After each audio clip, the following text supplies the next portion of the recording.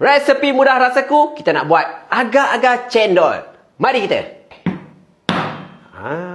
Itu dia. Kita ketukkan dia dulu. Kita masukkan ayak. Dan kita masukkan kita punya gula Melaka. Bubuh je sekali. Serbuk agar-agar. Tadi kita dah masukkan 2 sudu. Serbuk jelly 1 sudu. Bismillahirrahmanirrahim. Kita masukkan santan. Bismillahirrahmanirrahim. Kita tuang dulu. Okey, kita tunggu dia sejuk. Lebih kurang dalam 3 jam setengah lagi. Bahagian cendol ni kita kena masukkan gula pasir. Oh, tu dia. Yang ni kita nak lemak sikit. Kita bubuh santan lebih. Dia akan warna putih tak lagi. Bismillahirrahmanirrahim. Kita masukkan cendol. Itu dah. Bismillahirrahmanirrahim. Tak boleh kita pakai air dryer lah. Jadi cakap. Bismillahirrahmanirrahim. Kita potong dulu. Nampak style.